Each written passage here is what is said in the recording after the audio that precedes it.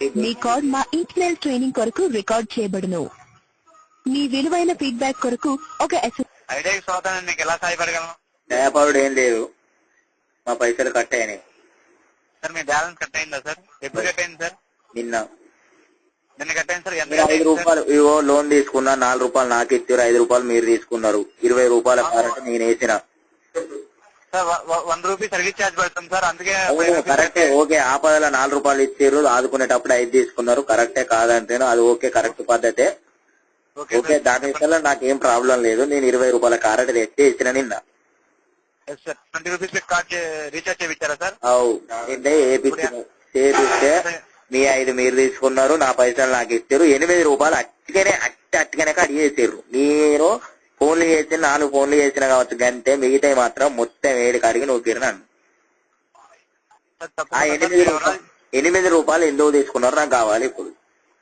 Sir క్షమించాలి sir మీకు కలిగిన అసౌకర్యానికి. తప్పకుండా మీ వివరాలు తెలియజేస్తారు. నా పైసలు నాకు చేపించుడు ఏంది ఉన్నాయి, నువ్వు నాదా నేనా నీదా? నా పైసలు మీరు సరిపోతుంది సార్. మీరు సర్వీస్ యాక్టివేషన్ లో ఉన్నారు సార్. హనుమాన్ వ్యాప్ స్టోర్ అనే సర్వీస్ సార్. మీకు దానికోసం 5 రూపీస్ కట్ అయింది సార్. ఏంటిది వ్యాప్ స్టోరా?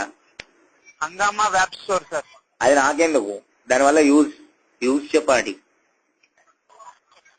సార్. ఆ సర్వీస్ మీరు యాక్టివేషన్ లో ఉన్నారు సార్, అందుకే మీకు 5 రూపీస్ కట్ అయింది. నువ్వు నాకు అర్థం కాదు, నాకు అర్థం యాక్టివేషన్ ఎవరు చేసానో నాకు తెలియదు. మీ తరఫు నుంచి సార్, మీ తరఫు నుంచి యాక్టివేషన్ జరిగింది సార్. డే టు టైం కూడా ఉంది సార్ మా దగ్గర సార్, అందుకే మీకు టూల్ ఫ్రీ అని మెసేజ్ ఎందుకు పంపుతారు నాకు అర్థం కాదు. ఇంకోసారి కస్టమర్ కేర్ నాకు ఒక్క మెసేజ్ వచ్చినా కానీ మంచిగా ఉండదండి. నాకు అవసరం మెసేజ్ ఎందుకు పంపుతారు? మరి మెసేజ్ పంపుతా యాక్టివేషన్ చేసుకున్నారు అంటారు, మెసేజ్ పంపుతారు, మరి అవన్నీ ఎందుకు పంపుతారు నాకు? ఏ పని చేసుకోకుండా ఎస్ఎంఎస్లు వస్తే లవర్ పంపింది అనుకో అన్న, పిల్లం పంపింది అనుకో అన్న, ఊరోడు పంపింది అనుకో, ఇంట్లో పంపింది అనుకో, నువ్వు పంపినావు అనుకో అన్న. మెసేజ్ పంపకు నువ్వు, అవసరం లేదు. ఇంకోసారి కస్టమర్ కేర్ నుండి మెసేజ్ రావద్దు సార్. క్షమించాలి సార్ మీకు కలిగిన అసౌకర్యానికి. తప్పకుండా సార్ మీకు డియాక్టివేట్ చేస్తున్నాం సార్ ఈ సర్వీస్ ని. ఇంకోసారి కస్టమర్ కేర్ మెసేజ్ వస్తే మాత్రం ఇంకోసారి మంచిగా ఉండదండి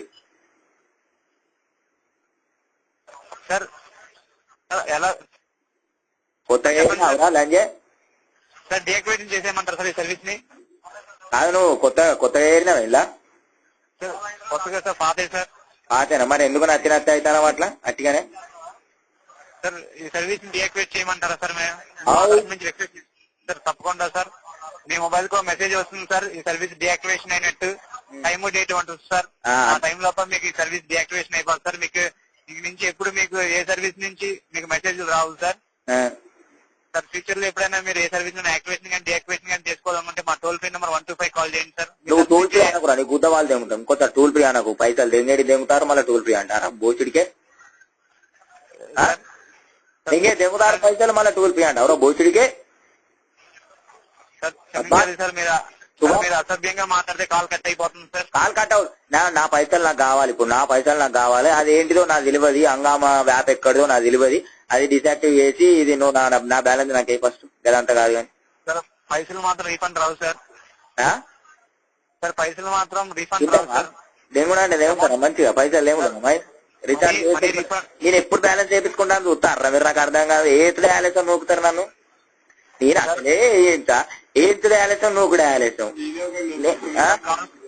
నేను మంది మీద నేను మందిని గీరితే మీరు నన్ను గీరుడు ఏందిరా? నాకు అర్థం కాదు బోచుడి.